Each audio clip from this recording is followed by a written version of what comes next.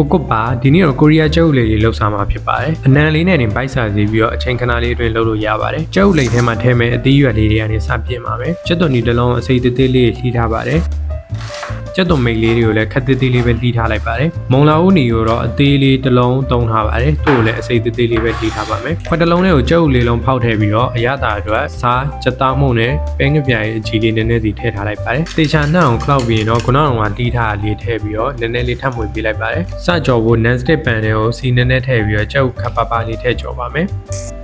တဖြည်းဖြည်းချင်းလိမ့်သွားပြီးတော့တစ်ဖက်ကိုပြန်ဆွဲကတ်ထားမယ်ကျုပ်ခပ်ပါပါလေးထပ်ဖြည့်ပြီးတော့ဒီတိုင်းလေးဆက်လိမ့်သွားပါမယ်